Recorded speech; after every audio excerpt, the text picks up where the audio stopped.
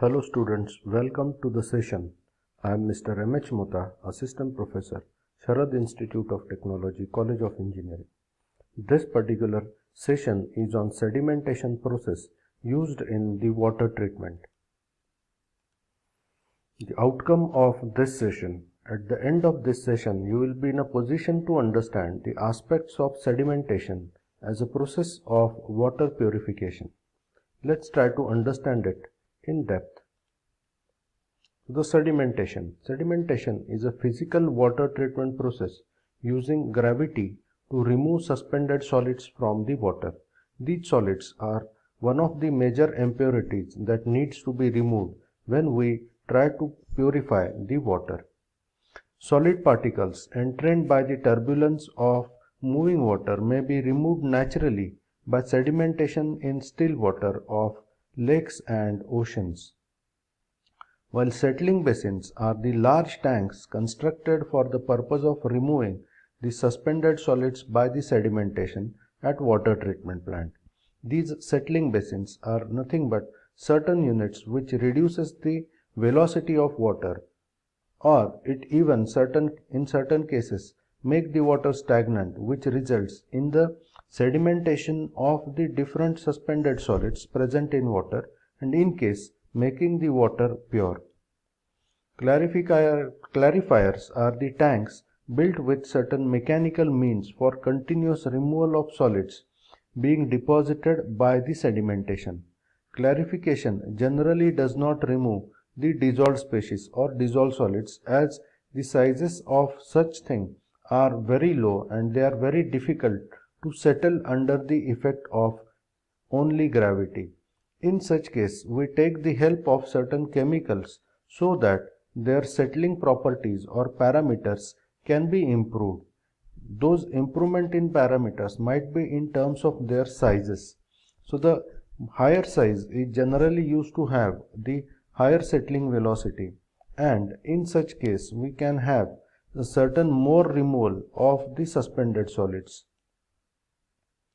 Suspended solids refers to small solid particles which remain in suspension in water as a colloid or due to the motion of water. Suspended solids can be removed by sedimentation because of their comparatively larger size. It is used as one indicator of water quality too. Suspended solids is the mass of dry solids present in the unit volume of the water. Unit volume means a 1 meter cube or certain unit volume. This includes particles of 10 micron size or greater. The particles smaller than this are called as in colloidal particles. These colloids are the particles of size between 1 nanometer to 10 nanometer depending on the method of quantification. Because of Brownian motion and electrostatic forces balancing by the gravity, they are very less likely to remove by the effect of natural settling. Settling basins and clarifiers are designed to retain water so that the suspended solids can settle out.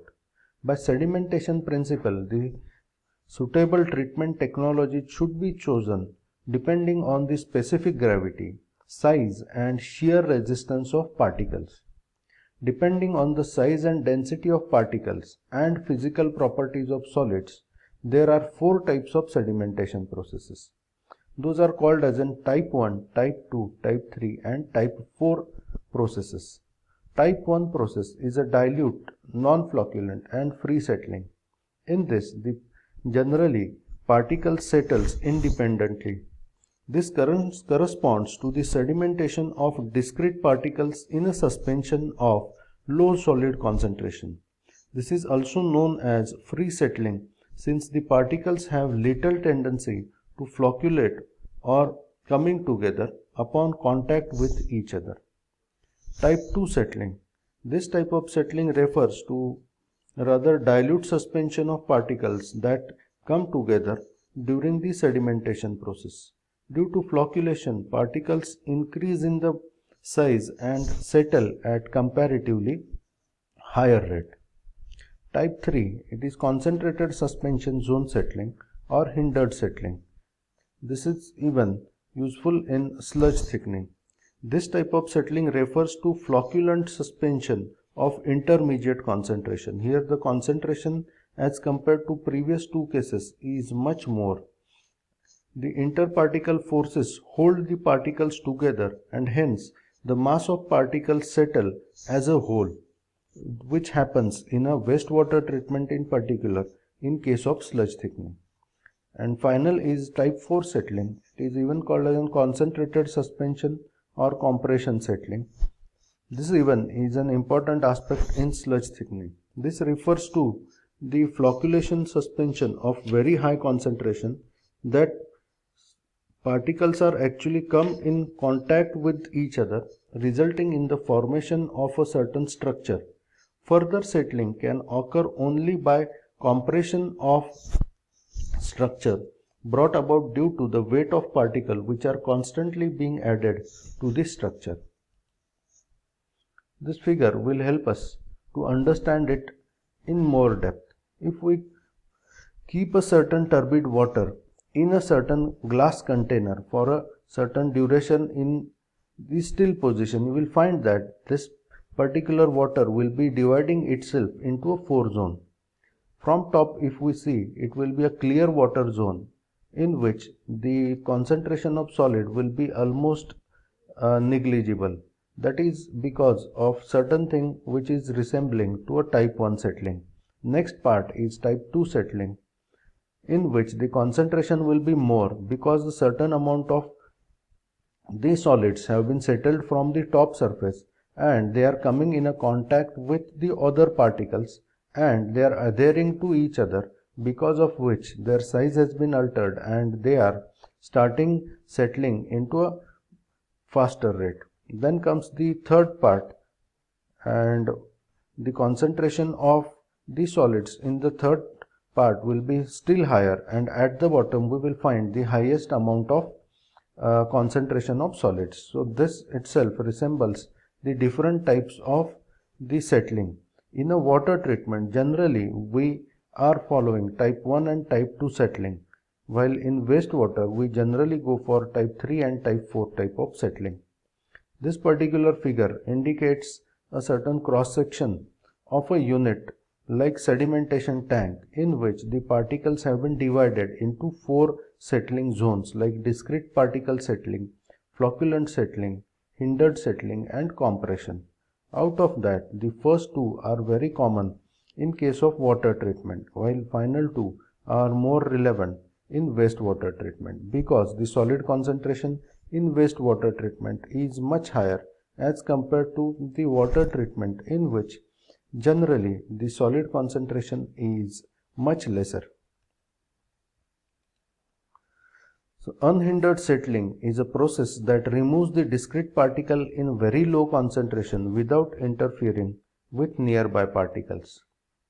In general, if the concentration of the solution is lower than 500 mg per liter total suspended solids, then sedimentation will be considered as discrete sedimentation.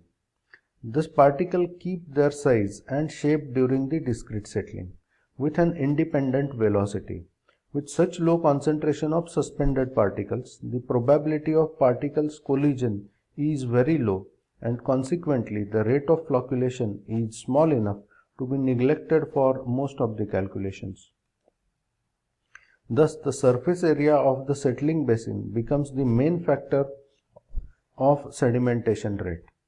All continuous flow sedimentation basins are divided into 4 parts like inlet zone, settling zone, sludge zone and outlet zone. We will try to learn this in more details in coming sessions, where we will learn the design of sedimentation tank for water treatment. In potable water treatment, sedimentation generally follows a step of chemical coagulation and flocculation, which allows the grouping of particles together into a floc of a bigger size. Flocculation is nothing but the agglomeration of the particles.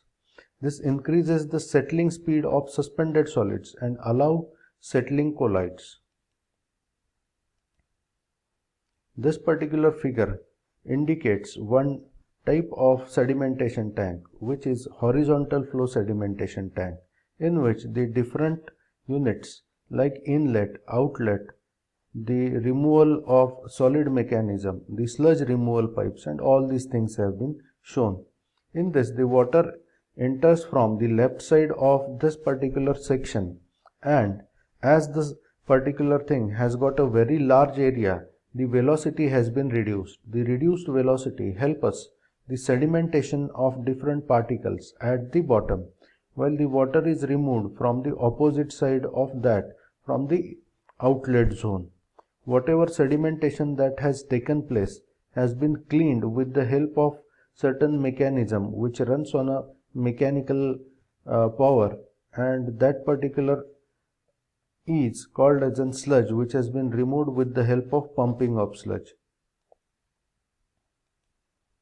This is a real life example or real life picture of the horizontal flow sedimentation tank. Another type of the sedimentation tank is wheel and draw type sedimentation tank, which is circular in plan. Such kind of sedimentation tanks are very common in water treatment. In this, water generally flows from bottom to top.